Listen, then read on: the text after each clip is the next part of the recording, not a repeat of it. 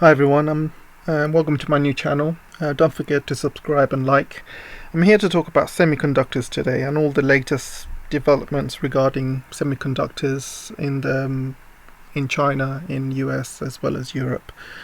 As you know, there's been a trade war last couple of years, and US has put a semiconductor ban on China, which affects them becoming self-reliant on making their own machines or semiconductors without using US technology. The current market leader at the moment is a company called TSMC, which this year they're going to be heading their 3 nanometer fabrication by the end of this year. Companies like Apple and used to be used by Huawei before they were banned. But Apple uses TSMC. So TSMC is the market leader at the moment, and they're investing a lot on the 7 nanometer, 5 nanometer, and now the 3 nanometer production. And they've recently spending about 20 billion in the US building a new fab factory. So what's Intel is probably the other company is Samsung, which are 5 nanometers, but Intel has also recently announced they will open a chip factory which will open in 2023, which will produce a 7 nanometer chip. So apart from Samsung and TSMC, Intel is probably the next company up.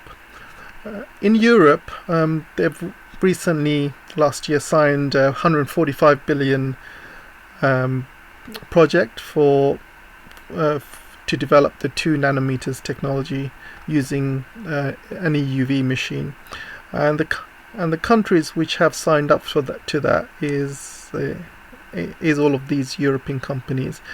Please note that UK is not included in this list, so my guess is UK would probably fall far behind based on this information. Okay, so what are EUV machines? First of all, I want to talk about Moore's law. Moore's law is created by a guy called Moore who used to own Intel, and he used to state that every 2 years hang on a second here. Yeah, so his observation was the number of transistors in a dense integrated circuit doubles every 2 years, and that's the same for semiconductors. So what he's trying to say is every 2 years a semiconductor can be double in speed and power, basically. Every year semiconductors are getting smaller and smaller, so they're going from hundreds of nanometers to 28 nanometers to 40 nanometers to 7 nanometers, and every couple of years they are getting faster and faster and smaller. So that's Moore's law at the moment.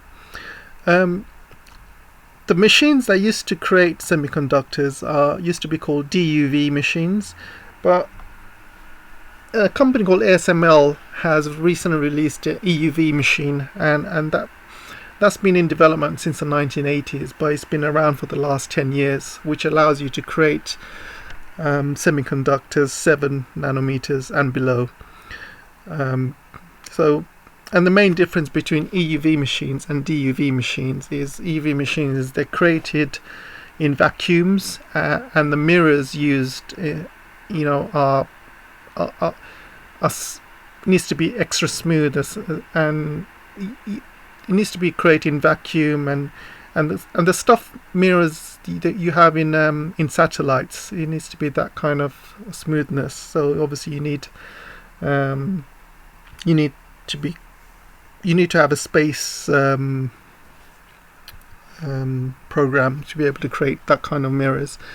So they're very, very difficult. It's a very, very difficult process, and only one company that does it is ASML, which is based in Holland.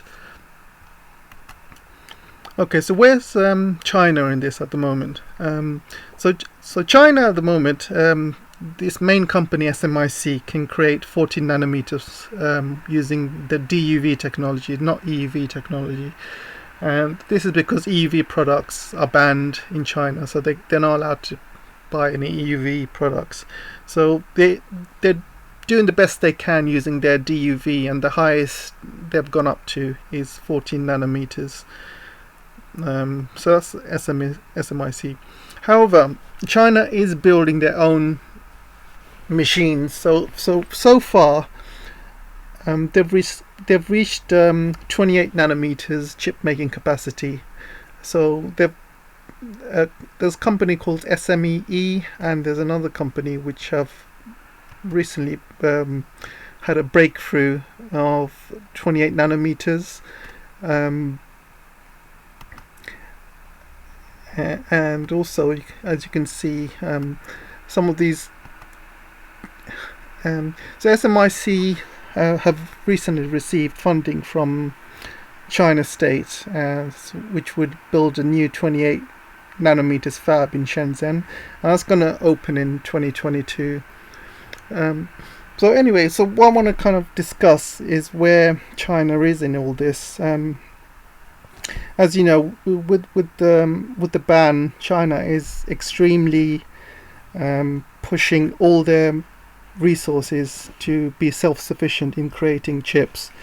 So they're doing everything they can, and I saw this article here. It says the Trump administration is betting the farm that China won't find a workaround to its semiconductor chip ban. I don't know what the odds are, but owing to China's rapidly expanding R&D and everything else the Middle Kingdom has achieved over the last 10 years, I think I'd take him up on that bet.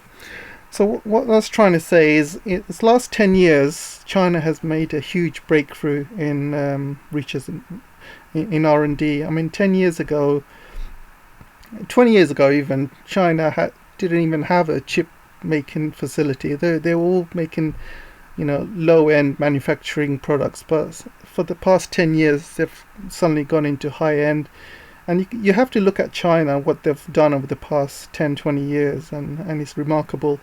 So I wouldn't put it past them.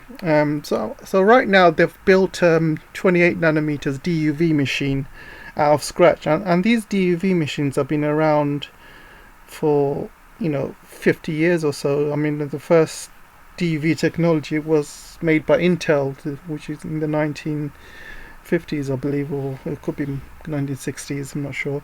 But the recent EUV machines have come out in the last 10 years, and Intel has been producing 28 nanometers chip for the past 10 years. So 2011 was the year where 28 nanometers products were being released. So China has caught up in the last 10 years.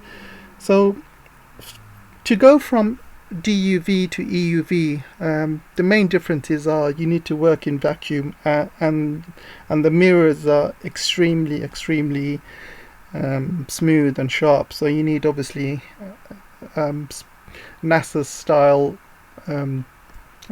laboratories to be able to create something like that. But with China, with its space program, I believe it is possible to go from DUV, as long as you have all the principles of how DUV works. I'm sure to go from DUV to EUV is not a huge jump. I mean, there is a jump in there, but yeah, I'm sure if China can create its own DUV machines in no time, I'm sure they can quickly jump up to the EUV standard in the next couple of years.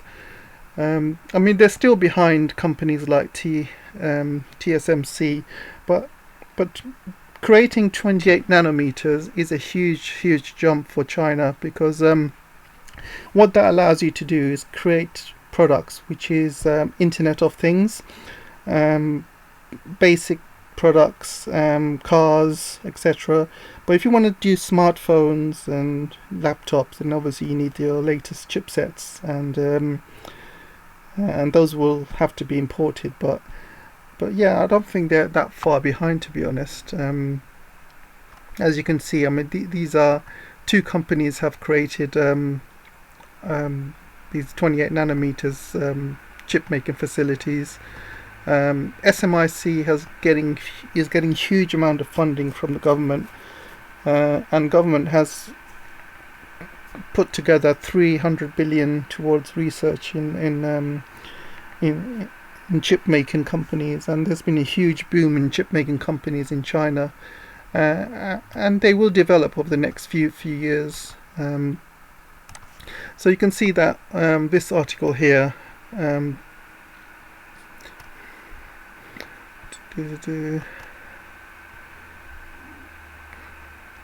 you can see how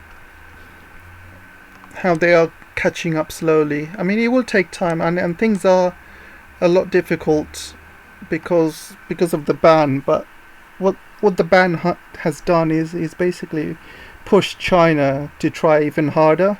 While before, they were doing things slowly, but this ban has basically pushed the whole Chinese population to really become self-sufficient in chip making, and I believe they will over the next few years, and this has basically fast-tracked their chip making, and they're putting a lot of money and resources into it, and it's not impossible. It is possible in the next few years. I mean, they've already managed to do the DUV machine, but the EUV machine will take a bit more research, but it is possible. I saw an article here that SMIC is buying a lot of old DUV machines from ASML this year, and basically what that will do, they will focus on creating 28 nanometers chips over the next few years, because 28 nanometers is used by 70% of electronic products. Only phones and laptops need the latest chipset. But I saw this article, and I saw this last bit here. Oh, here. There is a report by a media company that SMIC has already overcome the 3 nanometers process, but the only thing missing is the EUV machine. So they are very close, and they're very close, and I think once they break through the EUV technology, I'm sure they will get there, and I think America will regret putting a ban on China on chip making process, because all it's done is just basically pushed China to try even harder, and they are putting this as a number one national national project. So and it will just speed things for them to become more self-sufficient, really. So yeah, that's all I wanted to say, and that's all the kind of latest information I have with the progress that China's making at the moment, and I'll update you if I know anything more. So yeah, hope you like my channel, and please subscribe and like. Thanks.